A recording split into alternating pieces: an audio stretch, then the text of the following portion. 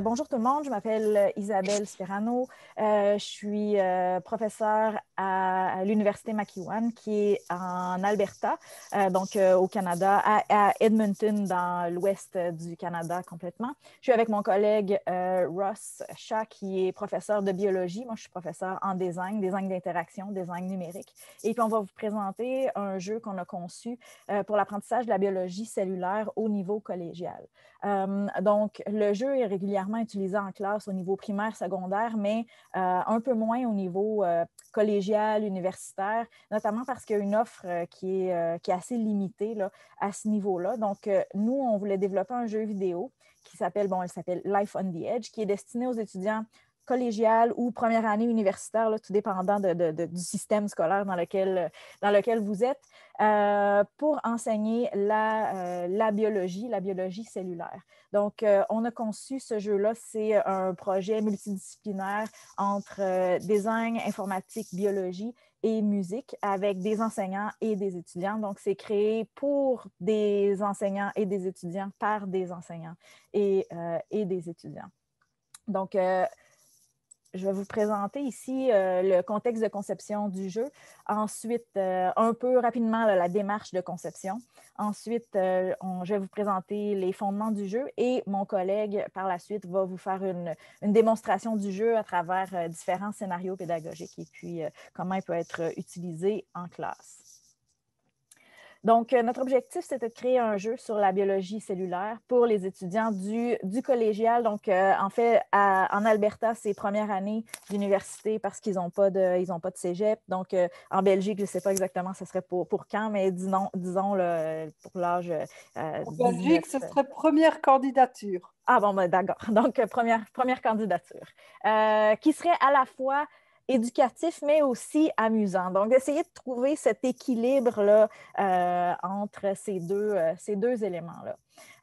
Donc, notre équipe a un professeur de biologie qui est avec nous, Ross Shaw, moi et un autre collègue professeur en design d'interaction, design numérique, 5 étudiants en design, en informatique, 2 professeurs, 3 étudiants, et en musique, on a 2 chargés de cours, 6 étudiants, parce que toute la musique qui est dans le jeu est originale aussi. Elle a été composée par nos étudiants du programme de musique, les effets sonores, tout ça ont été faits par les étudiants aussi.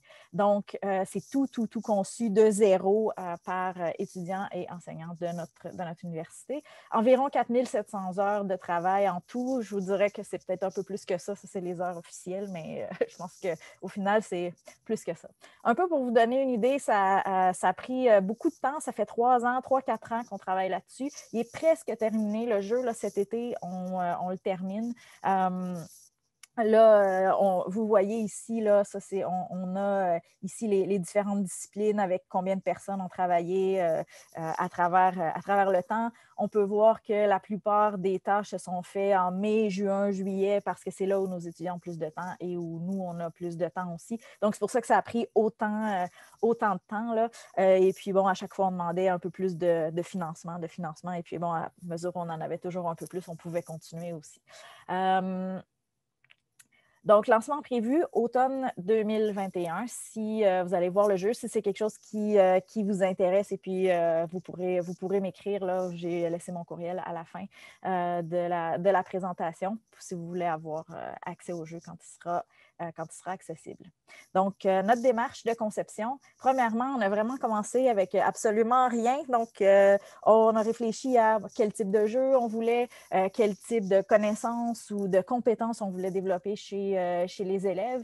Et puis, c'est là où on a commencé à penser, OK, bon, biologie cellulaire, jeu de Tower Defense qu'on appelle, que je vais vous expliquer plus précisément. Ensuite de ça, bon, ici, on a mon collègue professeur de biologie avec les étudiants en design et professeur en design où il nous apprend comment fonctionne une cellule pour qu'on soit en mesure de concevoir le jeu et puis que ce soit le plus réaliste possible, si on veut, ou qu'on respecte au moins les concepts de biologie cellulaire. Et puis, bon, évidemment que notre collègue Ross en biologie était toujours avec nous aussi lors de la conception papier pour commencer, très, très basse fidélité, mais quand même, tous les concepts du jeu sont développées à ce moment-là, un peu plus avancées, où on jouait avec les petites composantes en papier. Ensuite, bon, évolution des interfaces. Ici, c'est une rencontre avec les étudiants d'informatique aussi, où bon, on essaie de voir la faisabilité de tout ça. Et puis, bon, on a les interfaces finales ici, où on a notre cellule, le noyau de la cellule, les mitochondries, les différents éléments ici qu'on a. Et puis, ici, on a les différentes bactéries qu'il faut battre pour être en mesure de survivre. On a fait différents tests utilisateurs aussi tout au long de la démarche, des tests plus informels dans des conférences, un peu comme cette conférence-ci, ou des conférences pour les enseignants de biologie, où on a fait essayer le jeu à des enseignants, à des étudiants, à des amis, à des proches, de façon un peu plus informelle. On a aussi fait des tests plus formels, si on veut, qui suivent plus les règles de l'art en conception numérique, à l'automne 2018, bon, au printemps 2020. Et à l'automne 2020, on a partagé le lien du jeu à tous les étudiants de biologie de première année de notre université. Donc, on a, je pense, peut-être 200 étudiants qui ont pu essayer le jeu. Et puis, on en a 19 qui ont rempli notre questionnaire qui était un peu plus long et sérieux. Donc, on n'a pas eu tous les étudiants qui l'ont rempli, mais on en a, c'est ça, peut-être un bon 200 qui ont joué le jeu quand on regarde le Google Analytics. Concept fondement du jeu. Donc, c'est un jeu de type Tower Defense. Donc, Tower, ça veut dire tour, où les joueurs défendent une cellule pour la garder en vie. Les jeux de ce type-là sont des jeux vidéo de stratégie dans lesquels les joueurs défendent des territoires ou des possessions contre des attaquants en plaçant des structures défensives, donc des tours. Ici, vous avez des exemples, quelques exemples de ce type de jeu-là. Et puis, nous, on trouvait que ce concept-là de Tower Defense se prêtait bien au fonctionnement biologique de la cellule, parce que les cellules doivent constamment se battre pour se maintenir en vie en fonction de leur environnement. Donc, ça fonctionnait assez bien avec ce concept de jeu-là. Donc, les concepts clés qui sont enseignés, c'est l'homéostasie, la défense cellulaire. J'ai essayé le mieux possible de traduire les concepts, là, comme c'est une université anglophone. Moi, je ne suis pas professeure de biologie, donc j'ai essayé de traduire le mieux possible les concepts. Là, désolée s'il y a des erreurs. Mais tout ce qui est défense cellulaire, bactéries, virus, utilisation d'enzymes, de protéines comme défense cellulaire. Donc, on a 5 niveaux avec 5 et 10 vagues qu'on appelle dans chaque niveau, donc des sous-niveaux. C'est pour ordinateur portable ou non portable. Ordinateur, ça peut être avec souris, ça peut être sans clavier. Et pour le futur, bon, avec plus de financement, on pourra le faire pour téléphone et tablette, mais pour l'instant, c'est sur ordinateur seulement. Les compétences qui sont visées par le jeu, c'est de décrire les liens entre la structure des composantes cellulaires et leurs fonctions. C'est aussi de voir l'interconnexion entre les différents éléments de la cellule et de l'environnement.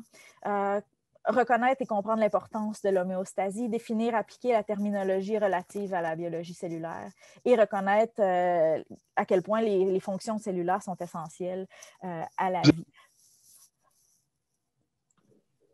Donc, et puis, juste avant j'ai la bande-annonce que je vais vous montrer. Juste avant de vous montrer ça, je voulais vous dire aussi que ce n'est pas nécessairement la façon dont on a pensé le jeu. Ce ne serait pas la première fois où ils auraient accès le jeu n'a pas comme objectif d'enseigner ces concepts-là comme si c'était le premier contact. Donc, nous, comment on a vu le jeu, c'est que les concepts seraient enseignés en classe et puis le jeu viendrait renforcer, viendrait aider à avoir une compréhension plus en profondeur. Donc, je vous présente la bande-annonce pour commencer. C'est 50 secondes. Et puis après ça, je vais aller avec plus de détails là, sur le...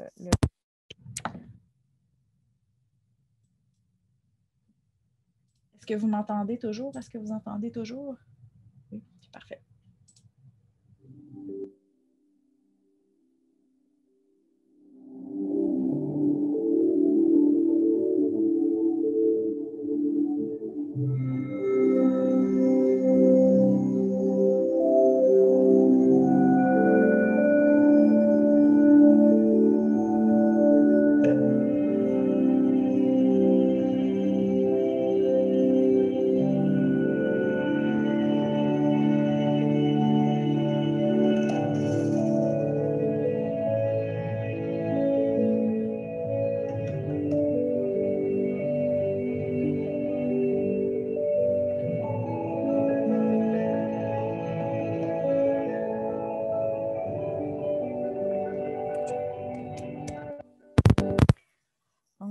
c'est notre bande-annonce. Vous allez voir, vous avez vu ici les différentes composantes du jeu. Donc, tout ce qui est plus de ton rouge, c'est tout ce qui est ennemi, donc bactéries et virus. Vous voyez ici qu'on a un coronavirus qui a été pensé en fait en 2019, donc c'était avant la pandémie. On avait dessiné notre coronavirus et tout. Et puis, bon, malheureusement, elle est devenu très, très d'actualité. On a les différentes composantes ici de la cellule qui sont plus en bleu, et puis tout ce qui est les tours pour la défense sont plus en jaune-vert. Donc ça, c'est tous des éléments qui existent réellement là, sur une cellule. Donc, dans les caractéristiques du jeu, différentes choses qu'on peut faire. Premièrement, fortifier la membrane où on place les tours, donc les différentes protéines pour maintenir la cellule en vie. Au fur et à mesure que les niveaux progressent, eh bien, on a des tours qui sont débloqués et puis on a accès à plus à des tours qui sont de meilleure qualité. On a aussi le maintien toujours de l'homéostasie ici avec les différents nutriments et l'eau qui entre dans la cellule. Une des caractéristiques du jeu, c'est que l'ATP est à la fois la monnaie utilisée pour acheter des différentes tours, améliorer les tours, mais c'est aussi les points de vie. Donc, c'est-à-dire qu'il faut absolument que si, par exemple, on essaie d'acheter trop de choses, bien à ce moment-là, ça fait que nos points de vie descendent en même temps. Et puis, bien, si on est attaqué après, bien, on n'aura pas assez d'énergie là, pour combattre. Donc, ça, c'est quelque chose qui est assez particulier pour un jeu. Habituellement, on a les points de vie et la monnaie qui sont deux choses différentes, mais nous, c'est la même chose. Ce qui avait plus de sens là, dans le cas pour répliquer plus ce qui se passe pour une cellule. Et défense contre les bactéries. Et puis, en dernier niveau, on a le coronavirus et puis on a les globules blancs qui combattent le coronavirus. Donc, en classe, on peut l'utiliser pour faire des démonstrations parce qu'on a un mode bac à sable, donc sandbox en anglais, où on n'est pas dans le mode jeu normal, c'est-à-dire où c'est un mode où on peut faire facilement des démonstrations. C'est ce que Ross va nous faire dans quelques minutes. On peut jouer en classe avec les étudiants, on peut jouer hors de la classe, présenter en devoir obligatoire comme ressources complémentaires. Donc, c'est assez flexible ce qu'on peut faire, que ce soit avec le mode plus bac à sable ou le mode régulier du jeu.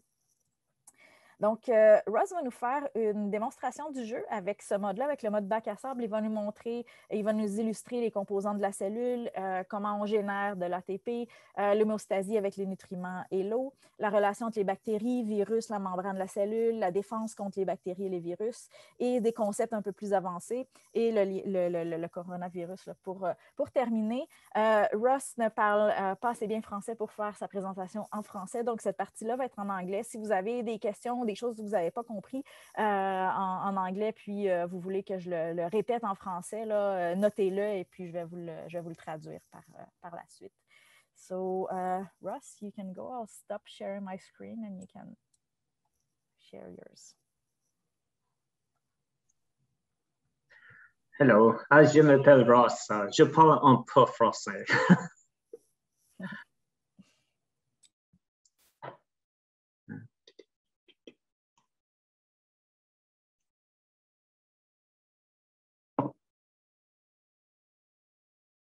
It should.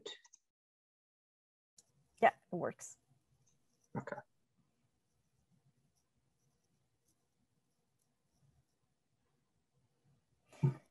And just before you start, c'est un petit peu on a fait le test hier, là, et puis nous, de notre côté, quand on regarde le jeu, il n'y a pas de problème, c'est extrêmement fluide, mais avec le partage d'écran avec Zoom, c'est un peu saccadé, mais ce n'est pas ce qu'on voit en réalité, c'est plus comme la vidéo que je vous ai montrée. Donc, Ross, you can go. Is the audio working from the game or no?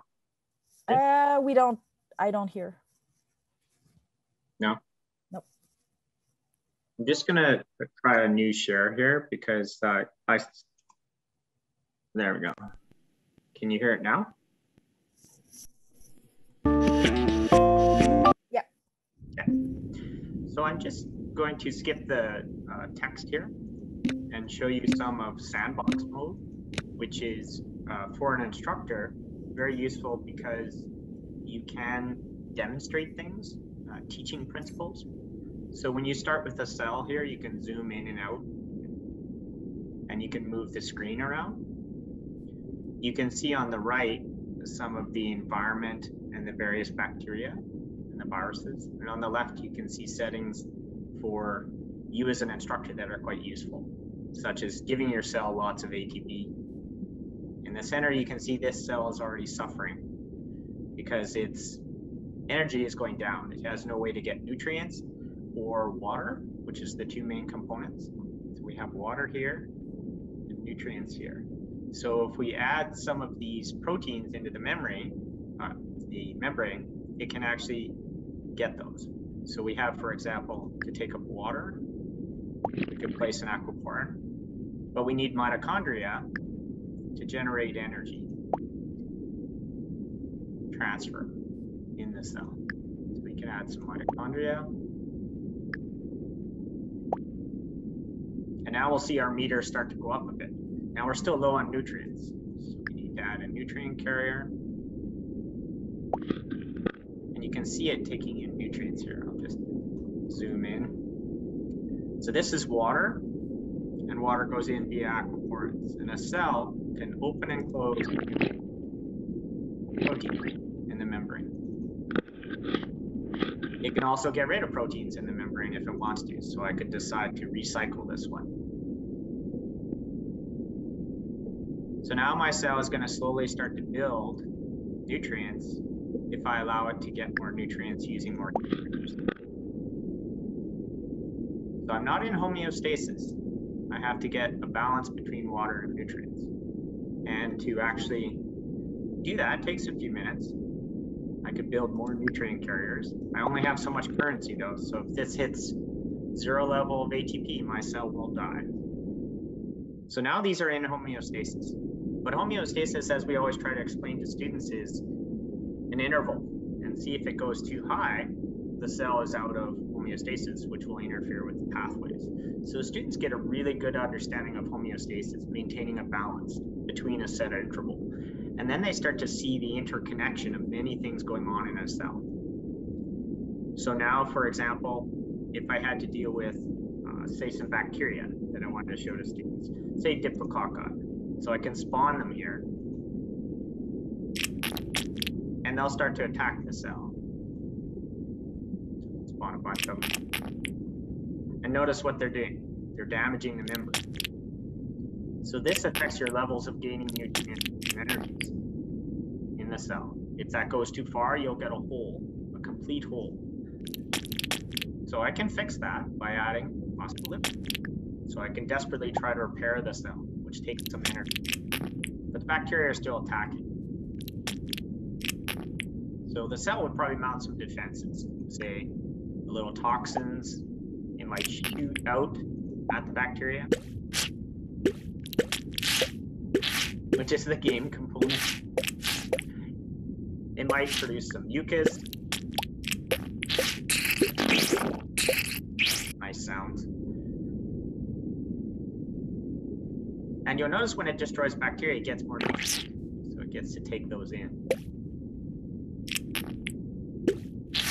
Now more advanced, I have to give myself an ATP as the instructor with the cell because it would take me a while to build this. So I'm just going to give myself 10,000 because then the cell can build more advanced structures. So if you're interested in demonstrating phagocytosis, we'll spawn some bacteria for it. As a receptor.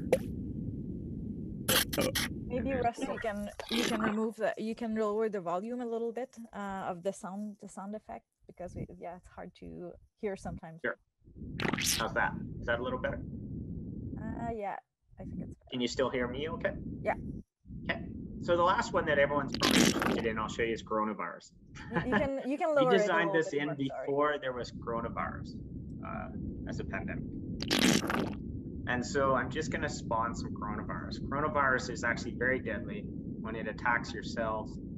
As soon as it touches the membrane, it gets inside.